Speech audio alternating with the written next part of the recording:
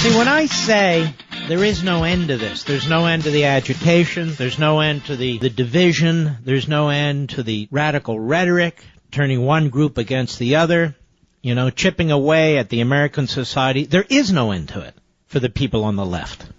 Even when they're speaking from the Oval Office, even when they're speaking from the Majority Leader's office in the Senate or the Speaker's office from the House, even when they're responsible for the status quo, they're the revolutionaries. Even when they pass the biggest monstrosity in modern American history, Obamacare, it's not enough. Even when they pass Dodd-Frank, an absolutely unconstitutional law, it's not enough. Well, what's next? And next, and next, and next after that.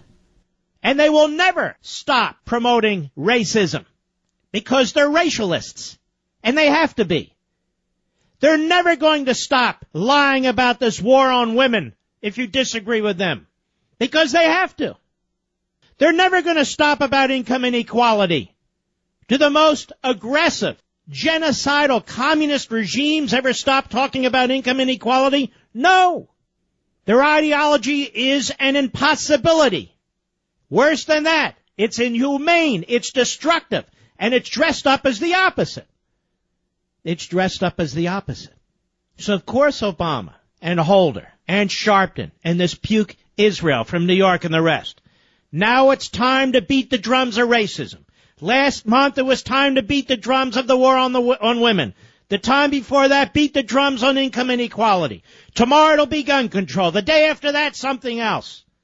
We cannot accept success as a society on the left. In fact, we have to sabotage it. Otherwise, we lose the reason for our very existence. Otherwise, we cease to be relevant. And we will find straw men. And we will find the Koch brothers. Or before that, Richard Mellon Scaife. Or Halliburton. Or whatever it takes. We will attack industries. We will attack organizations. We will attack individuals. We will create classes of individuals based on their skin color, based on their gender, based on their sexual preferences, based on their income, based on their religion. We will attack them or we will defend them. There has to be a constant state of turmoil, a constant state of angst.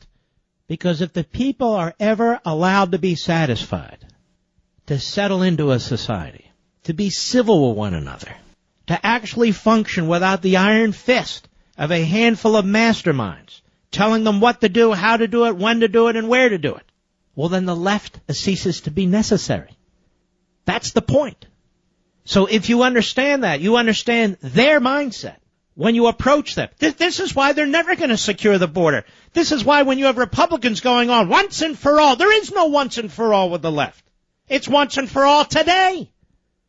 But how are they going to accommodate the ethnic front groups tomorrow? They're going to say, look, we've already given amnesty, now we have to secure the border. No, you don't, because there's always going to be new illegal aliens, right? And they're always going to have these ethnic front groups, many of which are extremely radical. Are they going to fold up shop and go off and get real jobs? No. Keep beating the drums. The NAACP. Why is there an NAACP today? Does anybody really know? A photo ID now is equated with a poll tax. That tells you everything you need to know. How preposterous this has become. So if you understand who and what we're dealing with, which the Republicans do not, the Republican leadership does not, but you do, then we can engage them, then we can fight them, and I hope to God, then we can start to defeat them.